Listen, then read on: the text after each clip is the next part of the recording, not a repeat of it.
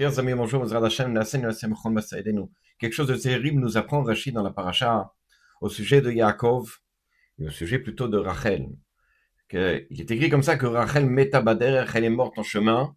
Et Rachid nous dit pourquoi elle est morte en chemin, parce que lorsque Yaakov s'est enfui de Lavan avec sa femme, ses enfants et son troupeau, là-bas Lavan a essayé de le rattraper et l'a rattrapé. Et lui a dit, regarde, quelqu'un m'a pris mes trafim. C'était, à l'époque, c'était ce qu'il faisait avec la Vodazara.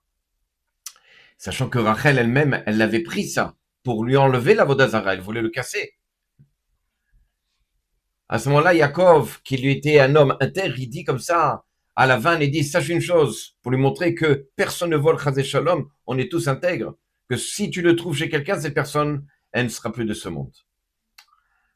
Qu'est-ce qu'on apprend ici? Il faut faire très attention lorsque l'on parle.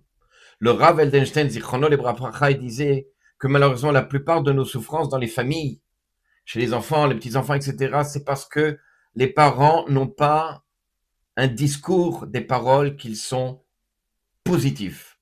Parfois, sous l'empressement, sous l'énervement, il va dire une malédiction. Il va dire quelque chose de mauvais, de négatif. Même si après il le regrette. Même si après, il va dire non mais je suis désolé, j'aurais pas dû dire ça. Ça reste malgré tout ancré dans le ciel. Et, Chazé Shalom, ça arrive en bas. Il y avait une histoire comme ça qu'une fille n'arrivait pas à se marier. Des années, elle a Shidour, il y avait rien. Et puis un jour, elle a fait un bilan de conscience et elle se demandait, mais pourquoi je n'arrive pas à me marier? Et elle s'est rendue compte que jeune fille, on va dire comme ça, elle a 13 ans, elle était avec sa copine, et il y avait une almana, une veuve, et elle s'est moquée d'elle.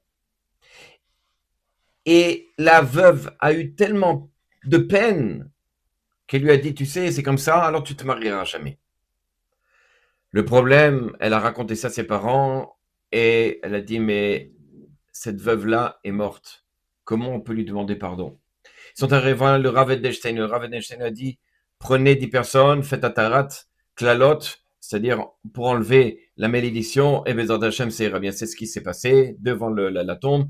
Elle a demandé pardon, et seulement une semaine après, elle a eu un shidour, et avec qui elle s'est mariée. On a un juif qui essayait de trouver un appartement, et chaque fois il trouvait quelque chose de pas bien dans cet appartement, les toilettes sont pas bien, la cuisine est mal, etc. Ça, il passait d'un appartement à l'autre jusqu'à ce qu'il trouve un appartement exactement comme il voulait, exactement comment il fallait pour la famille. Et lorsqu'il a fait, il d'abord Hachem, il a acheté, etc. Lorsqu'il a fait Hanoukat Tabeit, il a dit, cette maison-là, je ne bougerai plus jusqu'à 120 ans. Lorsque la famille a grandi, Baruch Hashem, les enfants ont grandi, et puis il y avait d'autres enfants, l'appartement devenait trop petit. Alors, effectivement, il fallait déménager. Donc, quelques années après, ils ont décidé de déménager. Il avait oublié ce qu'il avait dit. Ils ont trouvé un autre appartement plus grand, ils ont revendu celui-là, ils ont racheté l'autre appartement qui était un peu plus grand. Le jour où ils sont rentrés, le mari a eu quelque chose au cerveau, et il est mort.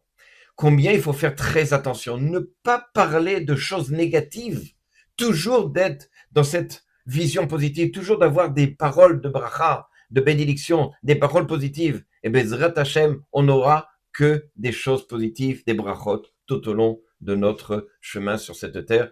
C'est ce que je vous souhaite à tous. Bezrat Hashem, Shabbat Shalom.